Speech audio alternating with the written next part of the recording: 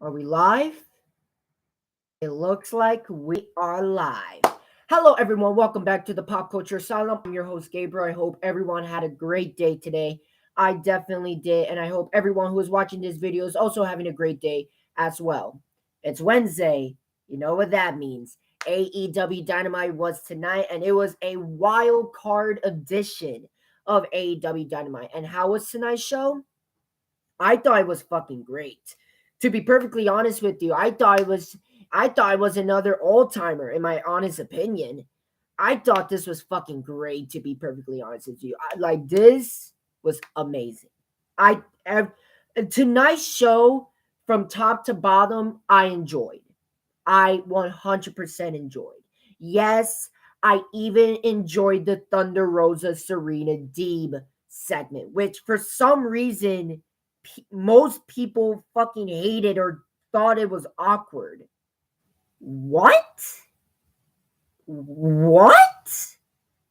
Nah, usually when people usually when people talk about usually say their opinions, I don't agree with them sometimes, but I can understand where they're coming from. I don't know. This is one of those few times where I don't know where the majority of people are coming from with this hate on this Thunder Rosa Serena D promo. I thought it was perfect, and I thought it was that segment is what this rivalry needed.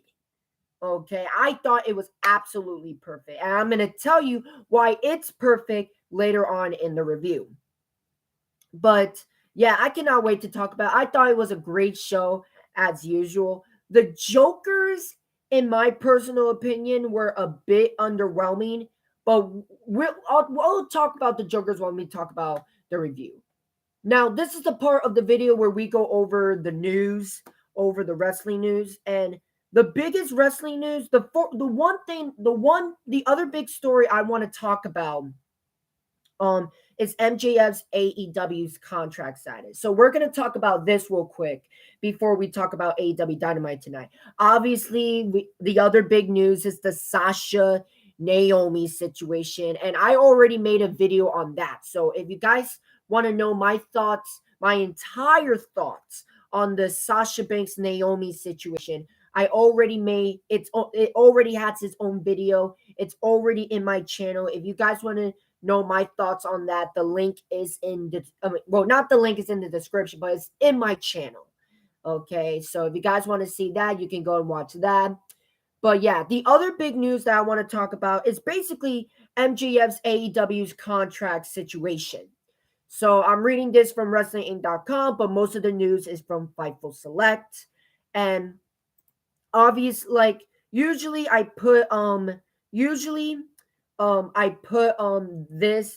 links in the description, but for some strange reason, every time I have multiple tabs up in my computer just acts a bit weird.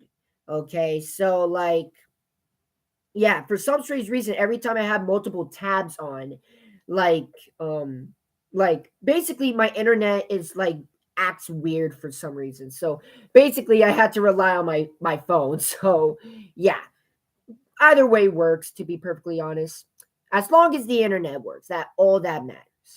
So yeah, let's talk about MGF's contract situation. I will put if you guys are actually interested in reading the article for yourself, I'll after this video, this review is over, I will put the link in the description after this video is over.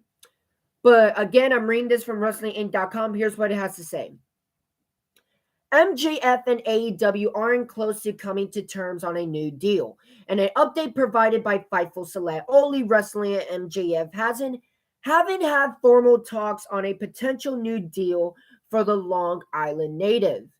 Per Fightful, MJF and AEW haven't had any outright negotiations, and the outspoken star has reportedly not addressed any overtures from the company when trying to begin negotiations. It's worth noting that AEW President Tony Khan would be willing to pay him comparable to other top stars.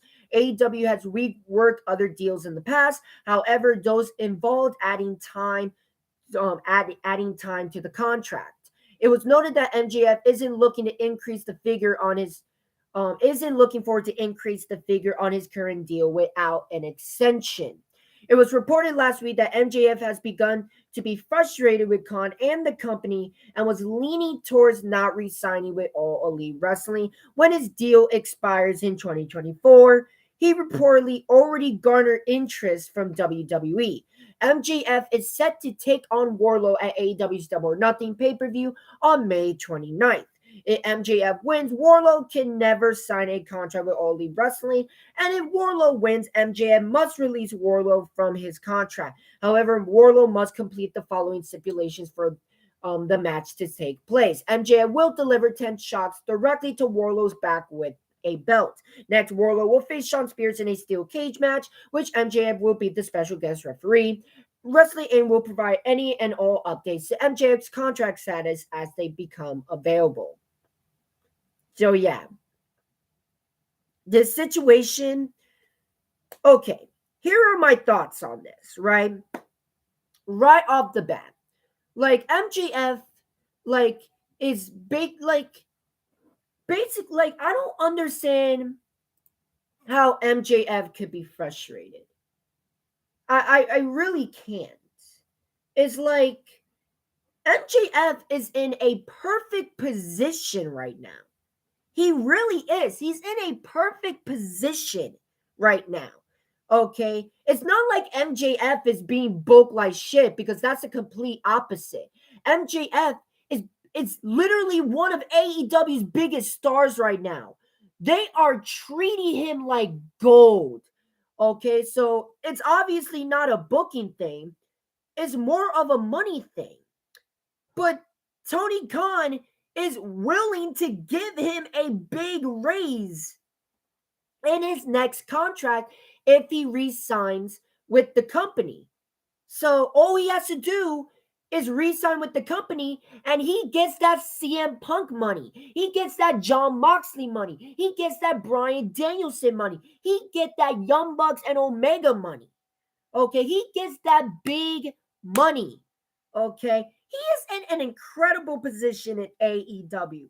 So I really don't understand why he could be frustrated with this. I really don't understand. Unless this is a work. Okay, and who knows, maybe this could be a work. Okay, like a part of me like thinks this is a work, because I just find it very hard to believe that MJF could legit be like frustrated with AEW, because again, it's not like MJF is being booked like shit, because that's the complete opposite. He's being treated like gold. And literally says here, Tony Khan is willing. He's willing to give him a raise on his next contract if he signs the extension. Like, come on. I don't understand how he could be frustrated unless this is a work. Okay? But let's talk about hypotheticals real quick, right? Basically saying that he's reportedly has already garnered interest from WWE. He's interested in going to WWE. So let's talk about a hypothetical situation. He is frustrated. He doesn't re-sign with AEW. He goes to WWE. MJF going to WWE would be career suicide for him. Everything that made MJF great in the first place would be stripped away, right? And MJF would basically be a watered down former shell of MJF, and that wouldn't be good business. WWE may be interested now, but once these WWE restrictions start to kick in on MJF, okay, they're basically, MJF is basically going to be a watered down version of himself. Okay, literally, everything. MJF is so unique, and that's what makes him a big star in AEW. like MJF in AEW right now has like he doesn't have to deal with scripted promos, right? He doesn't have to deal with restrictions in the ring, right? He doesn't have to deal with any body shaming, okay? Because WWE does plenty of that, okay? If he goes to WWE, he has to deal with scripted promos. He has to deal with restrictions in the ring, okay? He doesn't have any creative freedom, okay? He have any creative freedom, okay? WWE would have to change a lot about their company if they want to have someone like MJF on their roster. But I don't see WWE doing that. I don't see WWE changing for the better so that way they can have someone like MJF so that way he can flourish in that company. If MJF goes to WWE and WWE is still in the state that it is in right now, then it would be career suicide for MJF. It would be career suicide for everything that MJF built up will be burnt. Okay, if he goes to WWE. Okay, like take away the AEW versus WWE narrative, right? I'm telling you, MJF going to WWE would be career suicide. Everything MJF built would be burnt, would more than likely be burnt. Okay. And I don't want that to happen because MJF is just way too talented.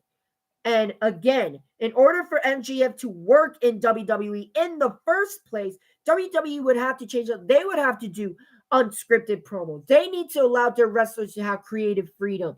They need to end the restrictions in the ring. But WWE is not going to fucking do that because they're too obsessed with micromanaging shit. Okay.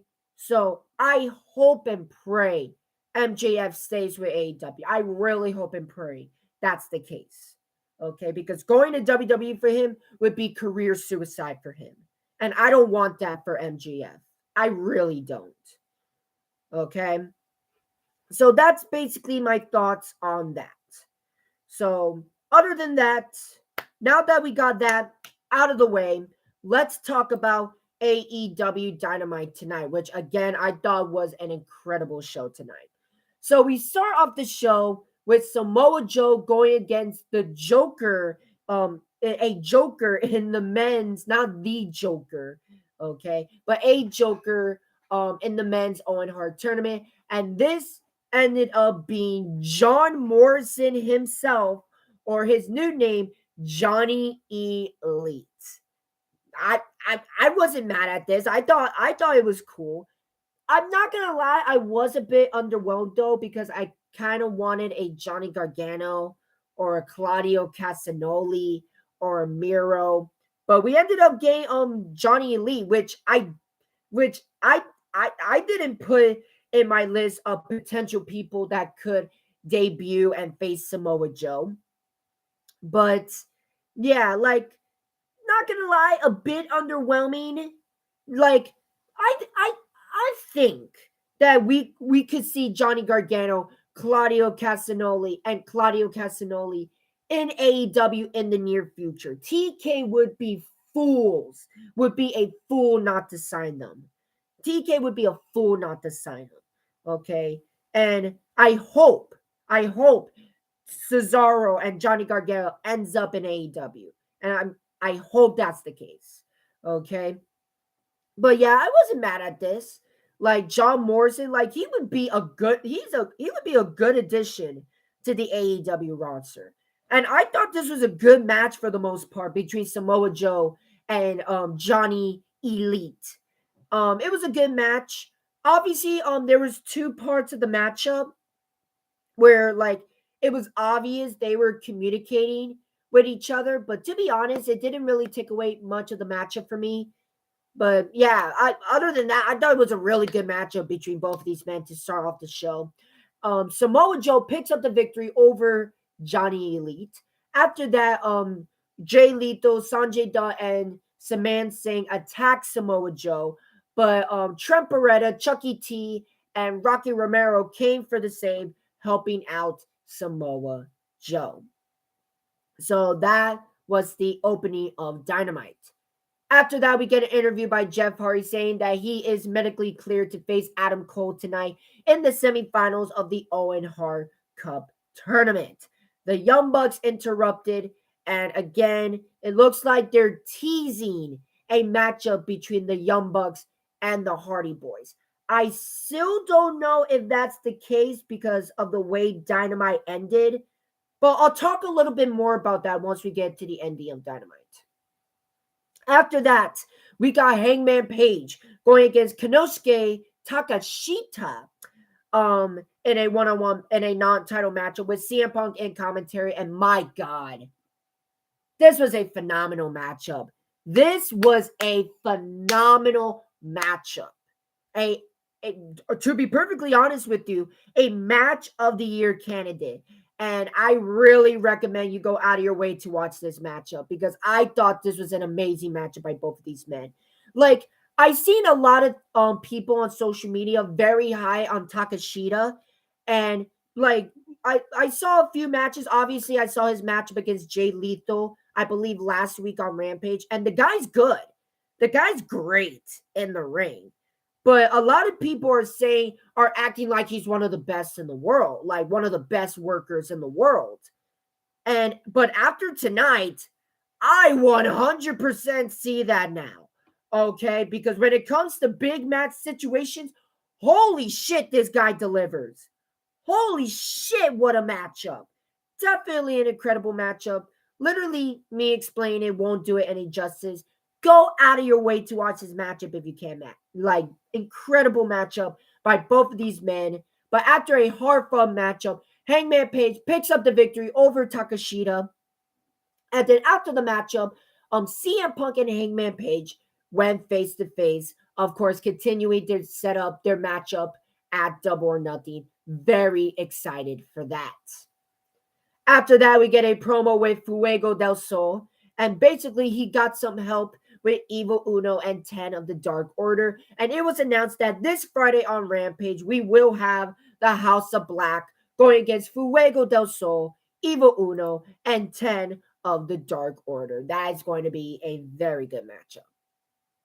After that, we got Keith Lee and Swerve Strickland. Who am I? I am Keith Lee. I am the fire getting into the fire.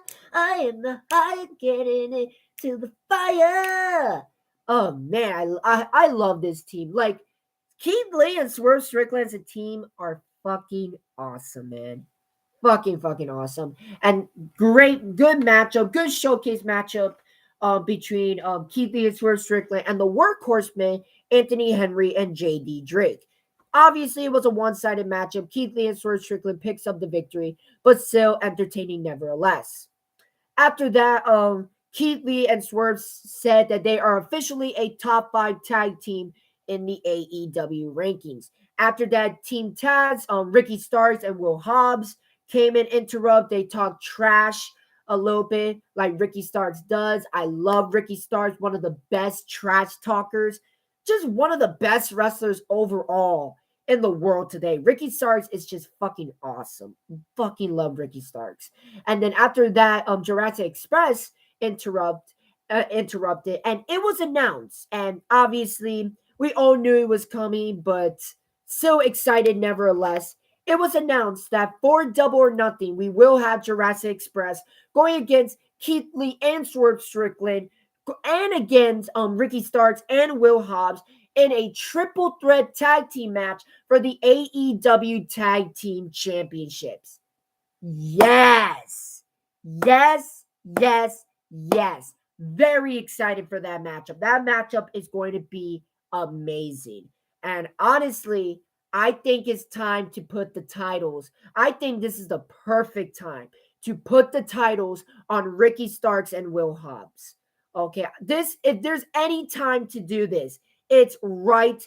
It's at Double or Nothing. Okay, Ricky Starks and Will Hobbs should walk out as the new AEW World Tag Team Champions, and I hope that's the case. I really hope that's the case, and it could happen. Like like, to be perfectly honest, I don't see Jurassic Express walking out Double or Nothing as tag team champions because they have been teasing up this Christian Cage heel turn. And I see Christian Cage turning on Jungle Boy at Double or Nothing after they lose the tag team titles. And I think Jurassic Express should lose the tag team titles to Ricky Starks and Will Hobbs. Okay, a lot of people are saying Swerve Strickland and Keith Lee should be AEW tag team champions. And don't get me wrong, that sounds good. And I think they should be champions in the future. But come on. Ricky Starks and Will Hobbs have been there for a long time. They deserve the gold. Okay. And I think it would be a very smart decision if they gave Ricky Starks and Will Hobbs the AEW Tag Team Championships. But nevertheless, very excited for this matchup. And that's not the only matchup that has been announced. And the other match that's been announced is that next week on AEW Dynamite, the final Dynamite before Double or Nothing, we will see a triple threat match between Jungle Boy, Swerve Strickland, and Ricky Starks. Yo! Yeah. That is fucking hype, bro. That is fucking hype. I am so excited for that. That is going to be a killer triple threat match. Hell, that sounds like a potential match of the year candidate. Okay, that's gonna happen next week. Very, very excited for that matchup. After that, we get an interview with Chris Statlander and Red Velvet. So obviously, Jay Cardhill, Chris Statlander, Red Velvet, basically hyping up their matchup on Rampage this Friday, as those two ladies will fight each other in the final round one matchup in the female Owen Hart Cup tournament. And then Jay Cardhill interrupts. She interrupts Chris Statlander. And man, I think AEW is teasing up a matchup between Jay Cardhill and Chris Statlander. And a lot of people has been asking for this rivalry for a while now. And I hope it happens. I hope it happens. And I can see Chris Statlander becoming the new TNT champion. I really can. I can really see Chris Statlander dethroning Jay Cardhill. Because if anyone deserves the TBS championship, it's Chris Statlander 100%. So, yeah, I think a Jay Cardhill Chris Statlander matchup might happen in the near future. I think AEW Tony Khan is planting some seeds on that. After that, we got another phenomenal segment, as another phenomenal MGF Warlow segment, where basically the first stipulation came into play as MJF basically gave Warlow 10 lashes, and Warlow wasn't even phased by the lashes whatsoever. And obviously MJF was pissed by him not reacting to them. And then once MJF went for the 10 whip, he low blow Warlow and then gave him the final whip. And they just basically destroyed Warlow. Like, MJF and Sean Spear absolutely destroyed Warlow. And like, basically, yeah, that's basically the whole segment. It was pretty simple, but it was also very, very effective. AEW has done a phenomenal job with this rivalry. Such a phenomenal job.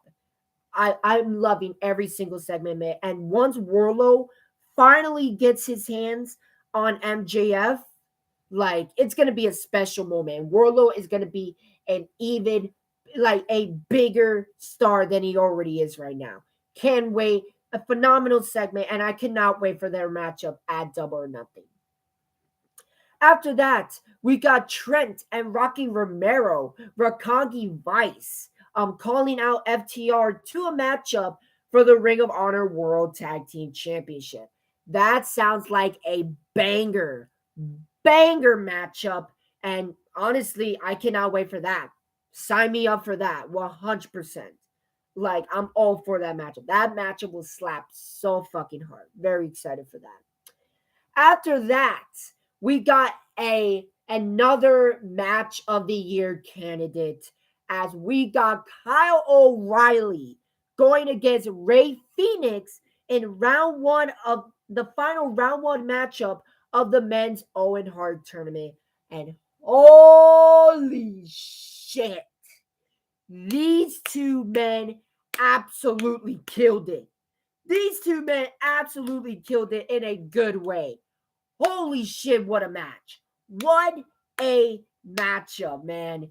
Like, bro, go out of your way to watch this matchup if you haven't yet. This is a match of the year candidate, in my opinion. Incredible matchup. Like, I don't think me explaining it would do it any justice. Like, I really recommend you go out of your way to watch this matchup because this was an amazing matchup between both of these men. Kyle O'Reilly picks up the victory over Ray Phoenix after Kyle O'Reilly made Ray Phoenix tapped out. Great matchup. Go out of your way to watch that matchup if you guys haven't yet. Awesome, awesome stuff. After that, we got the Blackpool Combat Club and LAX, my boy Eddie Kingston, Santana, and Ortiz, and the Jericho Appreciation Society coming face to face. It was an amazing back and forth, amazing stuff. And basically, it was announced that Bryan Danielson, Jon Moxley, Eddie Kingston, Santana, and Ortiz, my boys, going against the Jericho Appreciation Society in a street fight at Double or Nothing. Obviously, we all expected blood and guts. I expected blood and guts as well, but I don't mind a street fight. I don't mind a good old street fight between two of these teams. But what made this segment a lot more interesting is that there's already tension within the Blackpool Combat Club and the Eddie Kingston Santana Ortiz alliance, as like Eddie Kingston wanted to fight the Jericho Appreciation Society, but Bryan Danielson tried to stop them. Obviously, Eddie Kingston didn't like it. Both men were pushing each other, and then the rest of the group were trying to separate each other, trying to calm them down. So I thought that was interesting. Like, does this mean that the Jericho Appreciation Society will win at Double or Nothing? I don't know, but this segment definitely did a great job showing some unpredictability in this matchup. Awesome, awesome segment.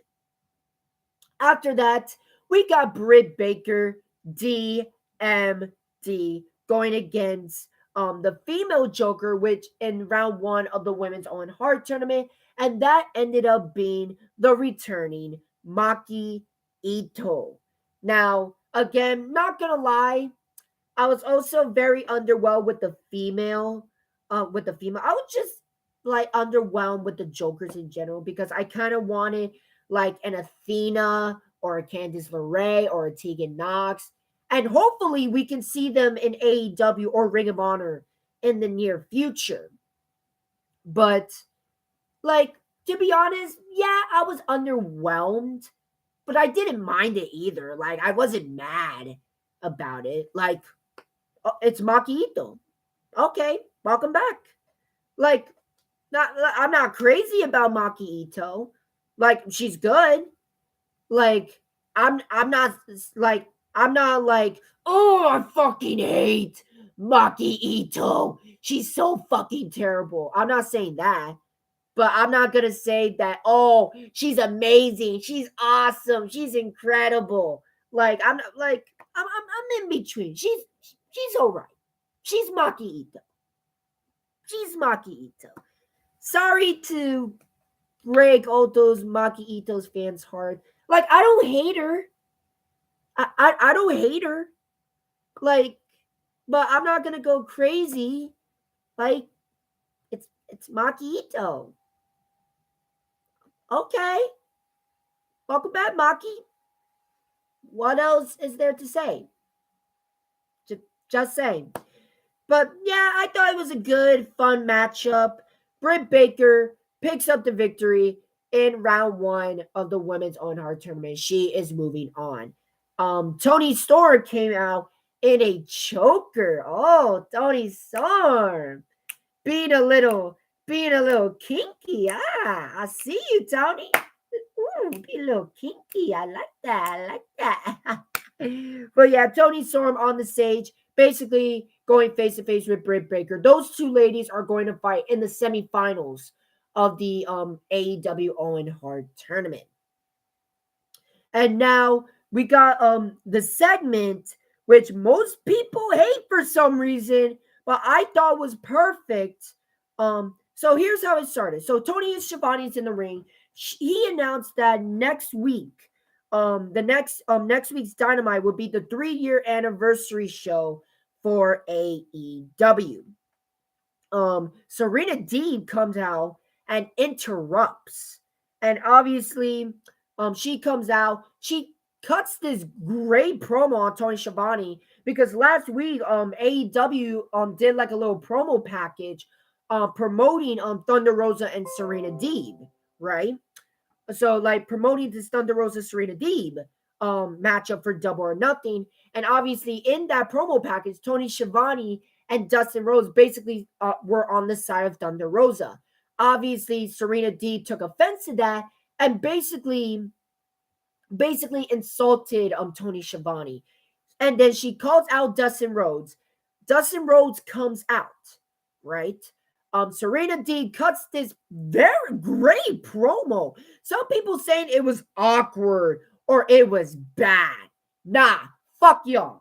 Okay? This is the part this is one of those few times where I say fuck the majority. Okay? I will defend this segment. Okay? I will die on this hill saying that this was a great segment. Okay? Because it was. Okay? I thought she put up a great promo, basically talking shit to Dustin Rhodes. Obviously, Thunder Rosa did not like that whatsoever. She came out. She wanted to beat the shit out of Serena Deeb for basically disrespecting Dustin Rhodes. Obviously, Dustin Rhodes was carrying her.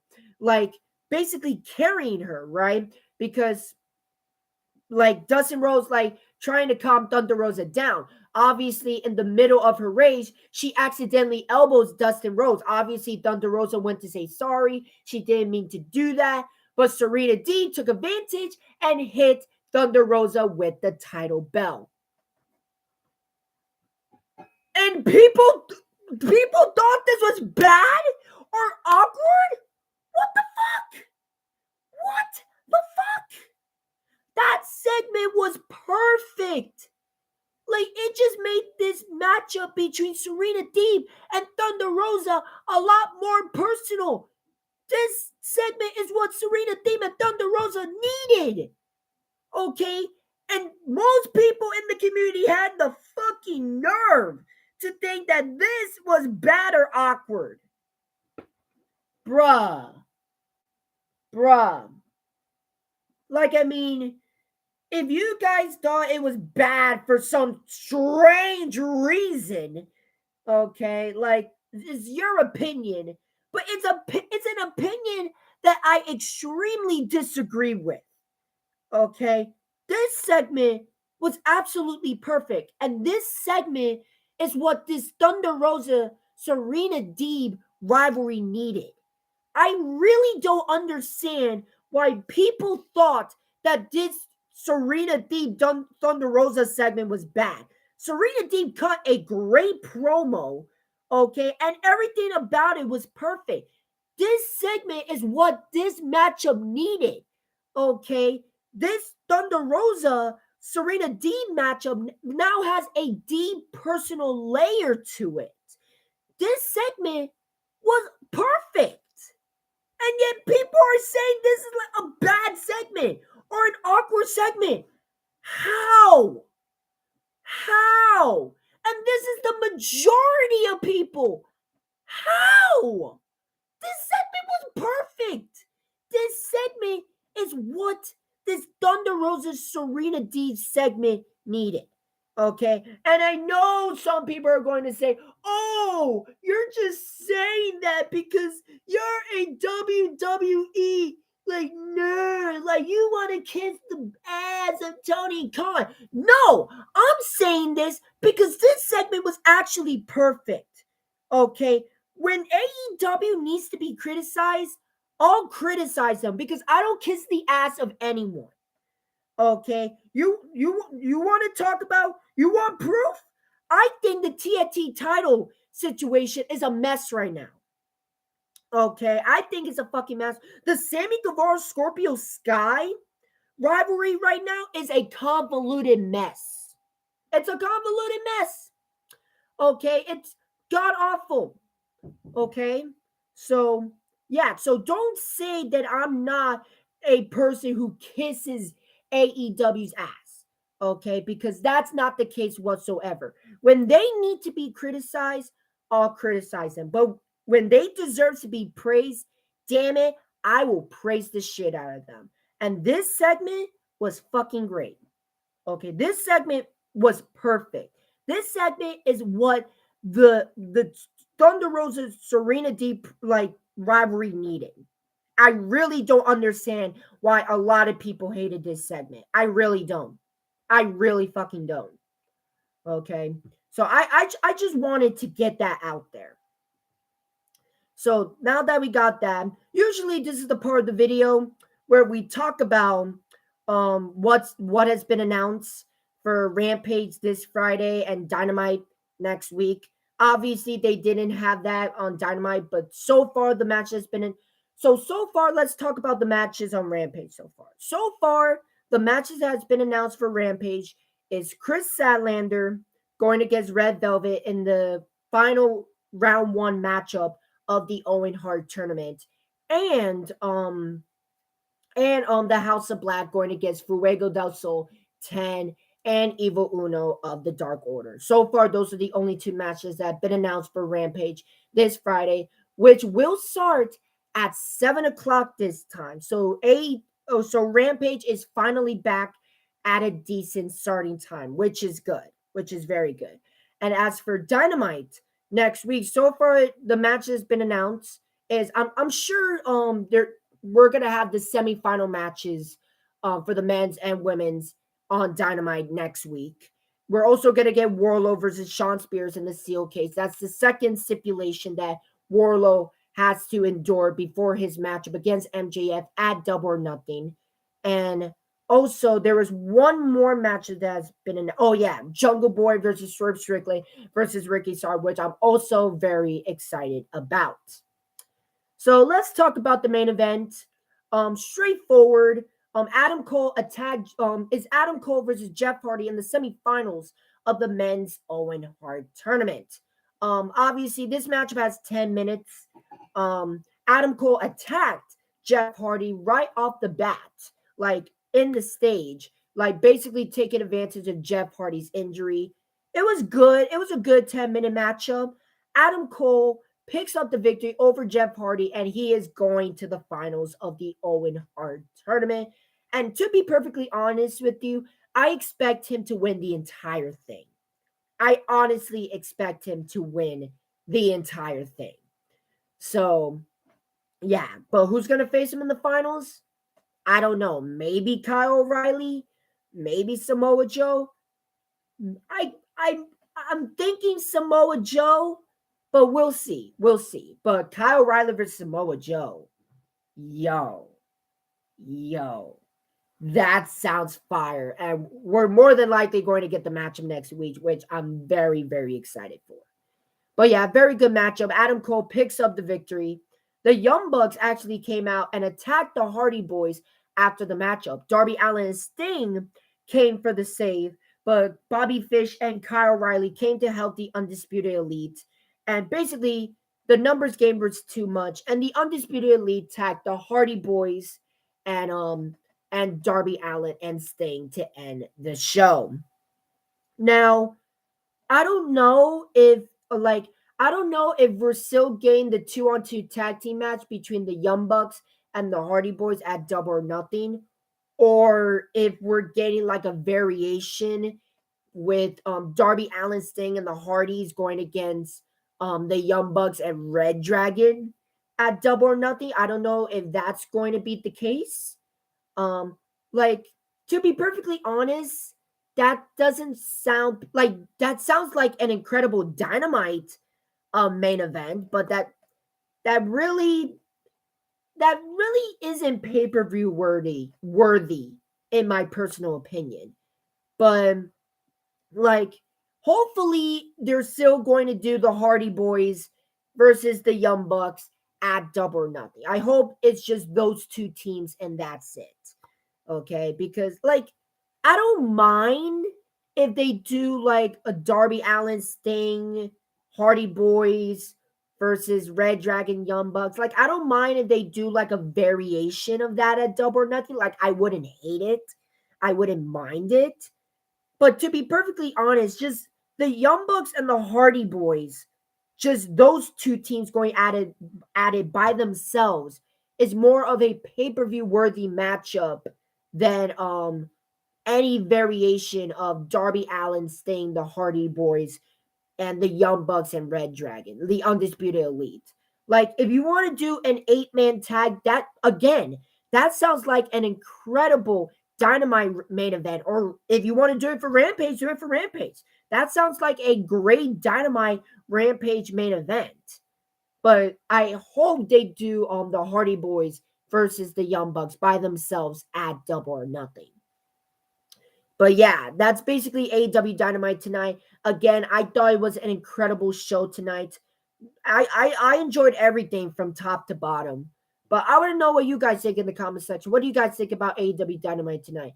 Did you guys like it? Did you guys not like it? Was there something specifically you like? Was there something specifically you hate? I want to know what you guys think in the comment section. But once again, thank you so much for watching. Much, much appreciated. If you guys like this video, make sure to leave a like, make sure to leave a comment, and make sure you subscribe and leave the notification bell so that you don't miss any of my videos. But until next time, this is Gabriel, and I'll see you next time in the Asylum. Have a nice night, everyone.